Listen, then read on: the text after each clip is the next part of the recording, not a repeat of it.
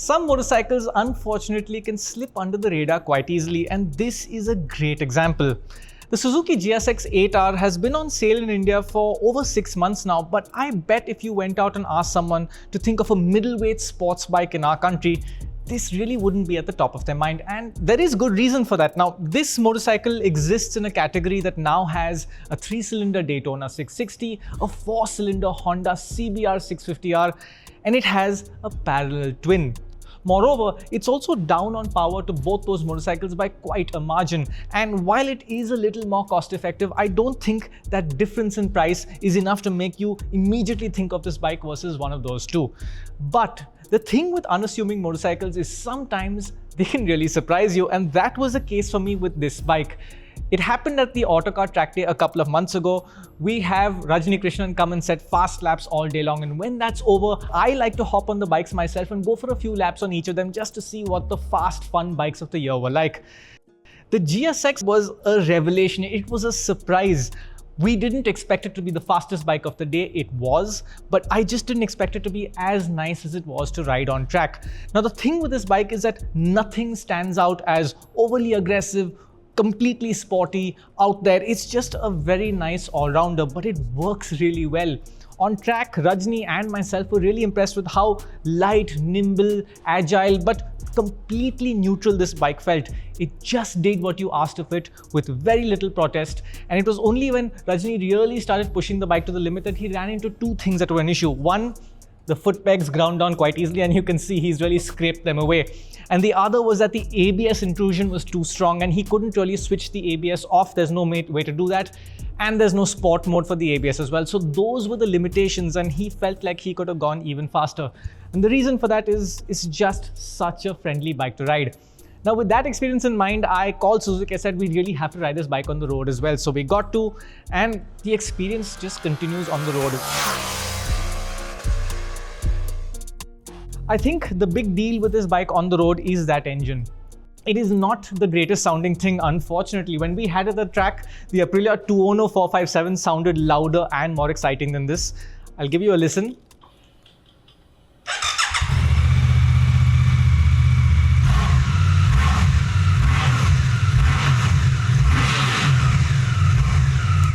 Remember, we are in a closed off space right now, and it does sound louder and boomier than it actually is. But the fact is that this is quite an unassuming sound. Now, it's not boring like a Ninja 650, but it's also not exciting like the Aprilia or particularly like the 3-cylinder or 4-cylinder bikes. So you don't buy this motorcycle for the way it sounds. You also don't particularly buy this bike for exciting top-end performance. But what you do get here, and what people don't usually see on the spec sheet, is that the torque number is really quite good for this class. It's 78 Newton meters of torque, and to put that into perspective, this amount of torque is closer to a street triple 765 RS than it is to the Daytona 660. And honestly, that dictates the riding experience on the street. Right from 3000 RPM onwards, this engine wants to surge forward.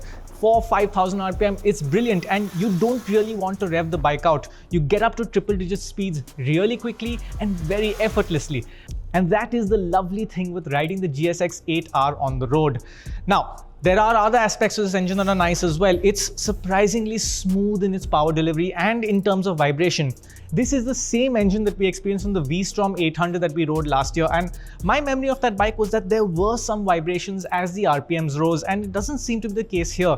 Maybe it's about how the engine is installed in this motorcycle, maybe it's because that bike had some issue, but in general, this is a really smooth engine in terms of power delivery and in terms of throttle calibration. It's also a fairly simple riding experience. You don't have a massive amount of electronic rider aids, but what you do get is really very easy to use. You have 3 levels of traction control, 3 ride modes which adjust the level of throttle sensitivity. C mode makes it really dull. It's okay for rain riding, and if you just want to ride gently in traffic without much excitement. I prefer keeping it in B in traffic, and A makes it quite sharp, controllable, but the torque comes on hard and it is quite exciting. The nice thing about these electronics is that they're really easily controllable via this rocker switch. You do not have to go into menus and search for things. You can easily just hit these buttons, turn off the traction control or change the riding mode, or just scroll between your trip 1, trip 2 and things like that out here. So you really never have to go into the menus, and that is quite nice. The other aspect that I liked about the engine is that it has a bi-directional quick shifter as standard. Upshifts are beautifully smooth, very refined. Downshifts take a little bit of effort, and sometimes if the revs are low, you'd rather just pull in the clutch. But in general, the overall riding aspect of this bike is very enjoyable, not particularly exciting, but really nice as a road bike. The 8R has already proved itself to me to be a really nice handler on the track, and that just extends to the street. The bike again behaves exactly as you would expect it to, doesn't require much inputs, turns easily but not aggressively, and the whole thing is beautifully neutral and well behaved. This is a 205 kilo motorcycle, which puts it between the Daytona and the CBR 650R, so it's on par for the segment, but it is about 6-7 kilos heavier than a Ducati Panigale V4. So it's not a light motorcycle, even though it is a middleweight motorcycle. And if you ride it on really narrow roads, and some of our shoot was on these very narrow roads, and you do feel the weight, you're kind of fighting the motorcycle to change direction from one side to the other, and it's not really meant for tiny, small interior roads, but bring it to a more flowing road and it really is good fun. You will not run into the limitations of this motorcycle on the street, be in terms of ABS or even the foot peg feelers touching. There's more than enough out here to have fun. Speaking of brakes, again, the initial impression was, that's a little disappointing because it's not sharp, it doesn't bite. But the moment you start riding the bike and start putting a little more effort in, it just feels right. It doesn't demand great amounts of force at the lever, but it slows down well and it gives you good feedback, and the braking effort really matches the character of this motorcycle. Now, this is not an out-and-out sports bike, and people will want to use it for varied things. I have commuted on it for a few days and it's been quite nice for the most part. The suspension is not soft and plush like it is in the Triumph Daytona. I think that bike is excessively soft. This has a good setup. It is a little firm. It reminds me that I'm on a sports bike, but it absorbs most of the imperfection on the road. You hit something hard, you will feel it, particularly on the rear. But in general, the suspension setup is decent. It's non-adjustable at the front, which is a good thing because these clip-on bars are quite unusual. They cover the top of the suspension, so if there were adjusters in there, it would be really hard to use. And it's only preload adjustable at the rear, but the overall setup is quite nice.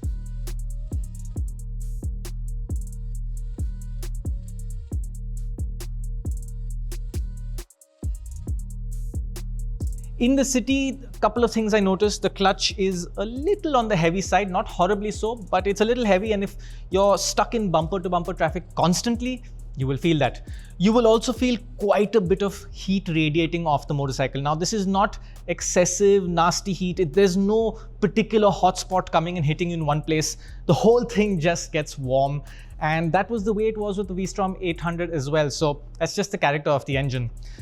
Now, Suzuki says this bike needs 95 octane, which is perfectly okay for the level of performance on offer, and given the fact that 95 octane is now widely available and not very expensive. The bigger problem I have with it is that it's a 14-litre tank, which again is not a problem. Many bikes in this segment seem to have that sort of a tank, but it really seems to consume fuel quite a bit when you ride it hard. The company claims 23.8 kpl, which again for this class is really good, but I have noticed that the tank gets over well under 200 kilometers. For example, I have now completed about 130 kilometers since I last filled it, and it is under half tank. I think I'm going to have to get to the pumps by the time I hit about 180, 190 kilometers, and it could have been better. The range could have been nicer because this is a bike that you'd be happy doing longer distances on the highway. One of the reasons for that is the riding position. This is sporty. I think it might be a little more sporty than the Daytona 660 from memory, but perfectly comfortable. The handlebar is nice and wide, it's at a good height. There is a lean forward for sure, and it's a good amount of lean forward because it reminds you of what sort of a motorcycle you're on, but nothing is excessive. I've spent quite a few hours on it, even in Mumbai city, bouncing around on our roads. It's really not bad. The same goes for the seat to foot peg ratio. It's not cramped. The seat itself is spacious, and I actually quite like this riding position. Seat height is 810 mm, and to give you a more realistic look at what that is, here's Ashley. He is 5'6", 5'7". 5'6". And Ashley has already tried this bike out and he had a big smile on his face about how comfortable it was. So he thinks this is a perfectly usable bike, right, Ashley? Absolutely. And he even asked me how much it costs. So that is the riding position, and I think this is a motorcycle that's very versatile in nature.